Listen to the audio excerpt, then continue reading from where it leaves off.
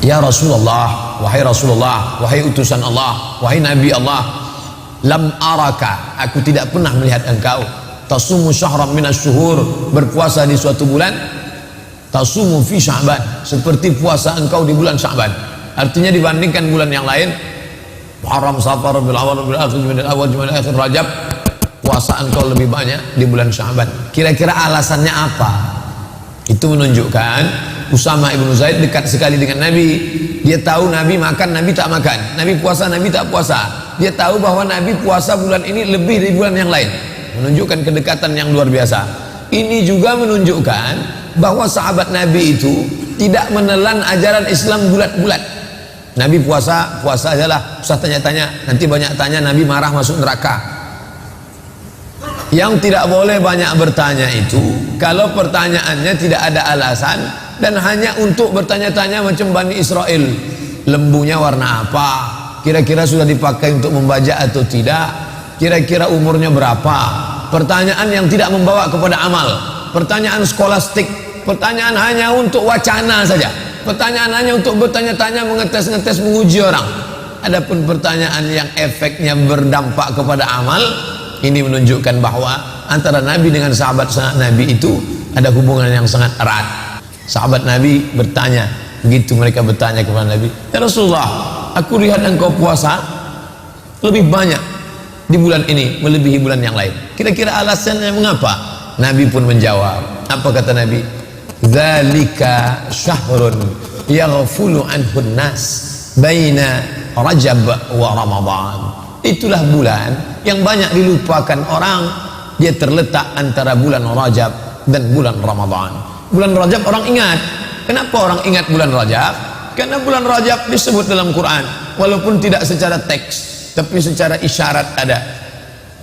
Inna iddatas syuhuri indallahi 12 syahran fi kitabillah. Sesungguhnya jumlah bilangan bulan di sisi Allah yang tertulis dalam kitab Allah ada 4, ada 12. Minha arba'atun hurum, ada 4 bulan haram, dijelaskan dalam hadis. Zulqa'dah, Zulhijjah, Muharram, Rajab. Bulan Rajab semua orang ingat. Orang jahiliyah pun memuliakan bulan Rajab, sampai-sampai mereka tidak mau membunuh bapaknya, membunuh orang yang membunuh bapaknya. Jumpa dia dengan pembunuh bapaknya, takkan dia hunuskan pedang. Kenapa? Karena ini bulan Rajab, bulan mulia, haram berperang. Bulan Ramadan semua orang tahu bulan Ramadan. Kenapa? Fihi lailatun khairum min alfi syahrin. Karena di dalamnya ada satu malam kalau beramal lebih baik daripada 1000 bulan. Tapi ada satu bulan yaghfulu anhun nas, banyak orang melalaikannya. Beramal di bulan yang dilalaikan orang, pahalanya besar. Beramal di saat waktu orang lain lupa, pahalanya besar. Contoh, malam semua orang tidur, wan nasu niyam, semua manusia tidur. Makanya pesan Nabi, wa tusalli fil laili wan nasu niyam, salatlah engkau di tengah malam ketika orang sedang tidur. Karena beramal pada saat orang lalai itu pahalanya besar. Maka carilah ketika orang lalai. Ini amat sangat penting. Sekarang orang banyak melalaikan Allah di saat ini. Ini beribadah. Ini terisyarat, tertulis isyarat bahwa beribadah pada saat orang lalai keutamaannya amat sangat luar biasa. Ini keutamaan di saat beramal. Alasan yang kedua, kata Nabi SAW, bulan itu pada saat bulan yang orang lalai, bulan Sya'ban itu apa dia? Allazi, yang pada saat itu yurfa'u fihil a'mal, turfa'u fihil a'mal, pada bulan itu diangkat catatan amal manusia. Wa uhibbu an yurfa'a amali wa ana sha'im, aku ingin ketika ila rabbil alamin, turfa'u fihil a'mal ila rabbil alamin, pada bulan itu ditangkatlah amal orang selama setahun kepada Allah Subhanahu wa taala.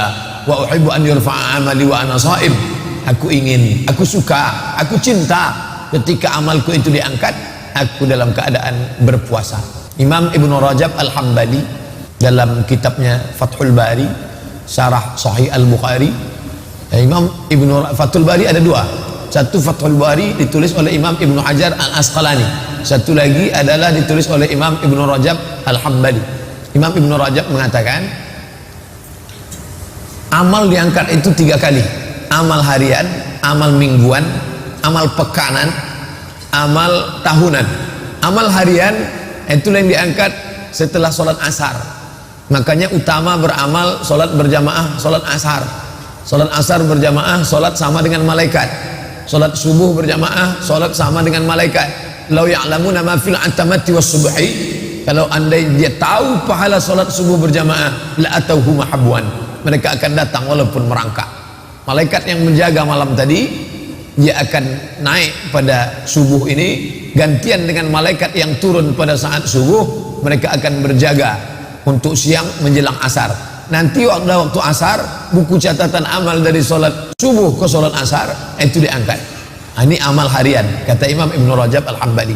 Kemudian ada amal pekanan, itu saya tak sebut mingguan.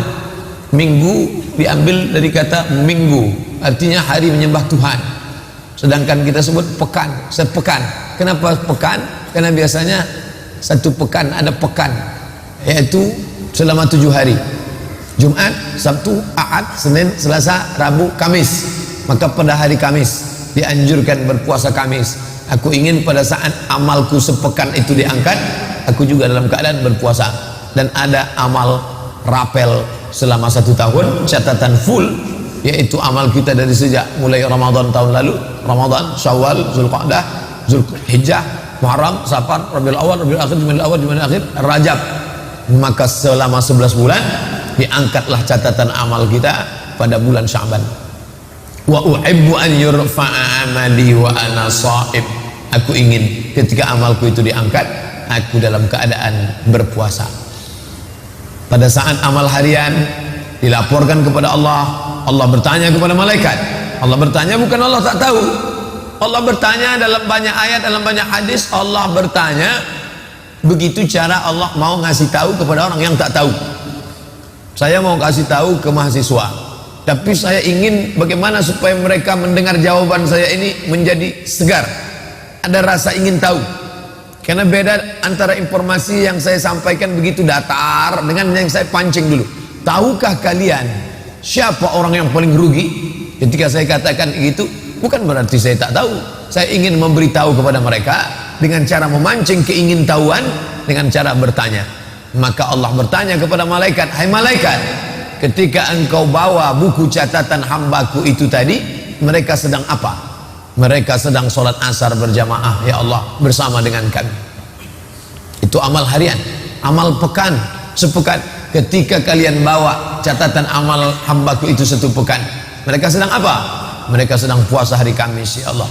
Begitu juga dengan tahunan. Ketika kalian bawa buku catatan hambaku itu selama setahun, saat kalian angkat amalnya, dia sedang apa? Kata malaikat menjawab, mereka sedang berpuasa, ya Allah. Mereka tahan makan, mereka tahan minum, mereka tahan mata, mereka tahan nafsu syahwat, padahal istrinya halal, padahal makannya halal, padahal minumnya halal.